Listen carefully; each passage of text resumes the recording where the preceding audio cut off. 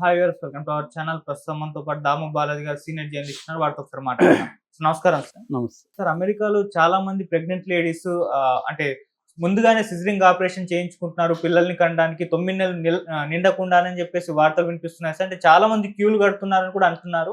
ఎందుకు ఈ విధంగా సిజరింగ్ ఆపరేషన్ చేయించుకుంటున్నారు, అది కూడా మనసు నిండకుండానే అని చెప్పేసి ఒక చర్చ అయితే జరుగుతుంది సార్. మరి ఏం జరిగింది అమెరికాలో, ఎందుకు ఈ విధంగా చేసుకుంటున్నారు సార్? ఇప్పుడు ఒక వార్త గత 4-5 రోజుల నుంచి వైరల్ అవుతుంది ఏంటంటే, సిజేరియన్ ఆపరేషన్ల ద్వారా ముందుగానే పిల్లల్ని కనేయడానికి హాస్పిటల్ ముందు క్యూలు కడుతున్నారు ఇండియన్స్ అనేది వార్త.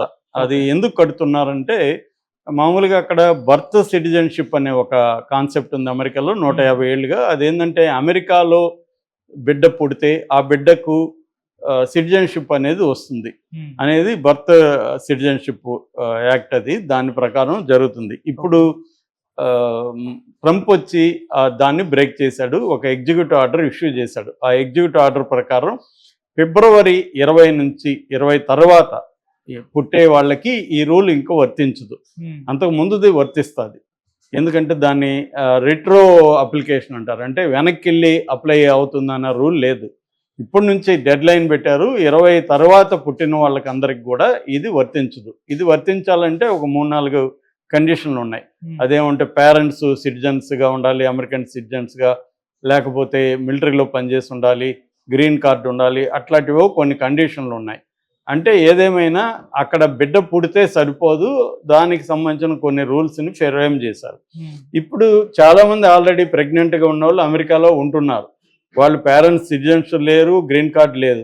వాళ్ళు ఏదో టెంపరీ వీసాల మీద వెళ్ళడమో, అంటే టూరిస్ట్ వీసాల మీద వెళ్ళడమో, లేకపోతే స్టూడెంట్ వీసాల మీద ఉండడమో, లేకపోతే H1B మీద ఉండడమో, ఇలాగా ఏవైనా కూడా వాళ్ళు పర్మనెంట్ సిటిజన్స్ కాని వాళ్ళు అనేక మంది అక్కడ ఉన్నారు, ప్రెగ్నెంట్గా ఉన్నారు.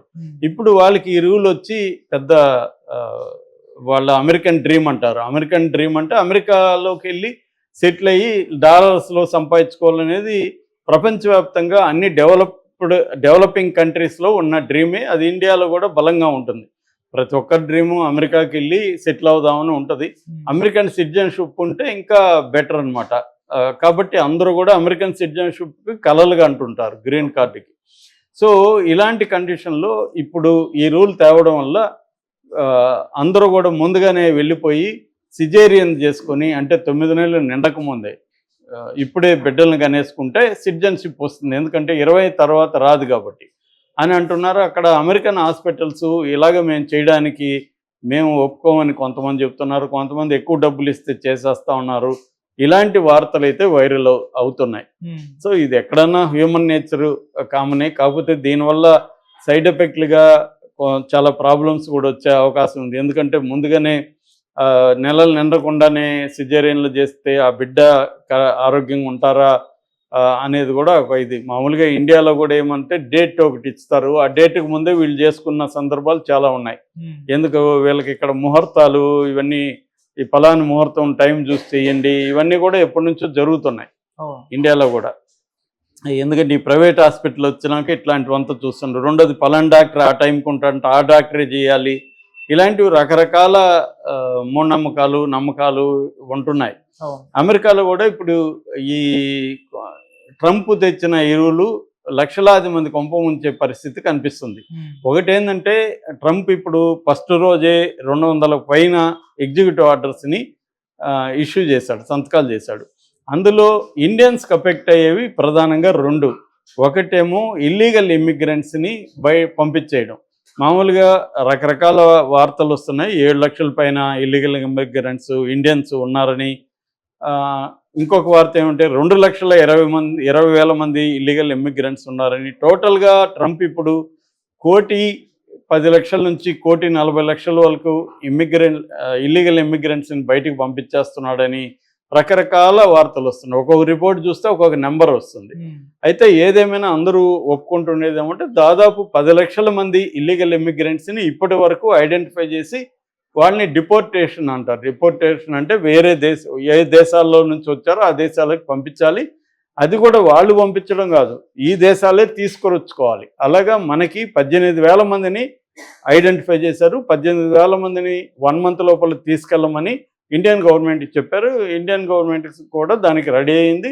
మన ఫారిన్ మినిస్టర్ జయశంకర్ కూడా మేము 18,000 మందిని తీసుకురావడానికి ఫ్లైట్స్ ఇవన్నీ కమర్షియల్ ఫ్లైట్స్ ఇవన్నీ మేము ఏర్పాటు చేస్తాము, తీసుకొస్తామని వీళ్ళు కూడా అంటున్నారు. ఎందుకంటే ట్రంప్ పాయింట్ ఆఫ్ వ్యూ నుంచి చూసినప్పుడు ఇది కరెక్టే కదా. ఇల్లీగల్ ఇమిగ్రెంట్స్ వాళ్ళ దేశంలో ఎలా ఉంటారు, లీగల్గా ఉండాలి, కానీ ఇల్లీగల్గా వెళ్ళిపోతే దాని మీద వాళ్ళకి ఎఫెక్ట్ పడుతుంది. ప్రధానంగా ట్రంప్ ఏంటంటే 3 రకాల క్రైటీరియా పెట్టుకున్నాడు. ఏ నిర్ణయం తీసుకున్నా ఈ మూడిట్లో ఒకటి ఫుల్ఫిల్ కావాలి. ఒకటి, ఆ దేశానికి ప్రాస్పరస్ అవుతుందా, ఆ నిర్ణయం వల్ల ఈ దేశానికి ఎకనామికల్గా బెనిఫిట్ జరుగుతుందా.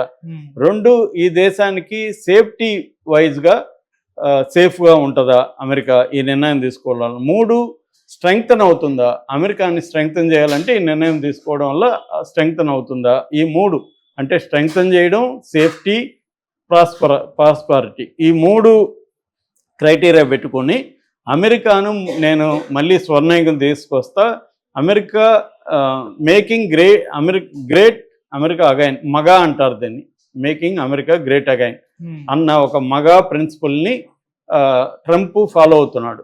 కాబట్టి ఆయన తీసుకునే నిర్ణయాలన్నీ ఆయన ఎవరితో ఫ్రెండ్లీగా, మోడీతో ఫ్రెండ్లీనా అవన్నీ ఆయనకి అనవసరం. ఫ్రెండ్లీ లేదు, వ్యక్తిగతం లేదు. తను తీసుకునే ప్రతి నిర్ణయం అమెరికాకి హెల్ప్ అవ్వాలి అనేదే ఉంది.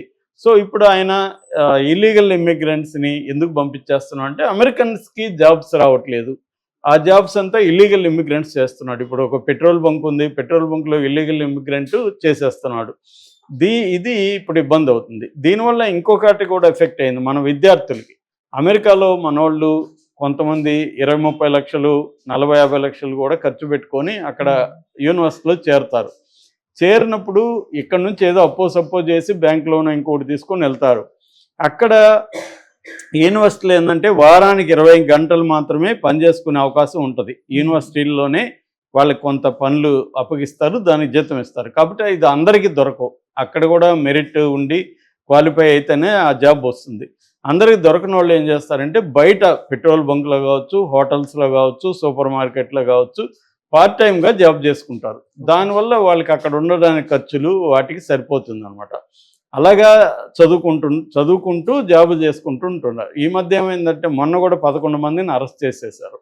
దాంతో ఇప్పుడు వాళ్ళందరూ భయపడి ఉద్యోగాలు మానుకొని గమ్మున ఉంటున్నారు. దీనివల్ల లక్షలాది మంది విద్యార్థులకి అక్కడ ఇబ్బందికరంగా మారిపోయింది.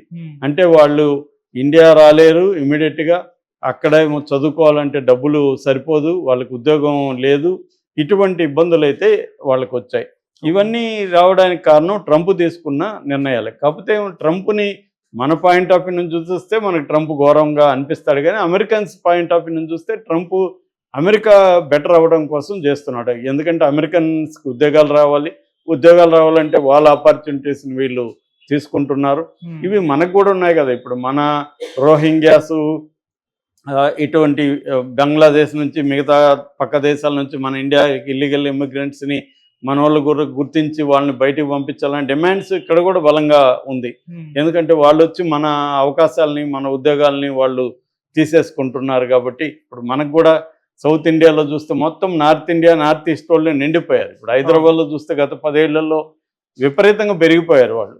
దానివల్ల రేపొద్దున ఇక్కడ నుంచి కూడా ఇటువంటి ఉద్యమాలు రావచ్చు. ఇప్పటికైతే లేదు, కానీ తెలంగాణలో రేపొద్దున రావచ్చు. హిందీ వాళ్ళ వల్ల, నార్త్ ఈస్ట్ వాళ్ళ వల్ల మాకు ఉద్యోగాలు రావట్లేదు. ఎందుకంటే వాళ్ళు తక్కువగా దొరుకుతారు, వాళ్ళు పెద్ద గొడవలు చేయరు, కాబట్టి వాళ్ళని పెట్టుకుందాం అనేది అందరూ అనుకుంటారు. ఇప్పుడు ఒక తెలంగాణ వ్యక్తి, ఒక ఒరిస్సా నుంచి వ్యక్తి ఒక రెస్టారెంట్లోకి జాబ్కి పోయారనుకో, ఆ రెస్టారెంట్ ఓనర్ ఏమనుకుంటాడు, ఒరియా వాడిని పెట్టుకుంటే బెటరు, వాడు ఎక్కువ గంటలు పనిచేస్తాడు, రేపు గొడవకు రాడు.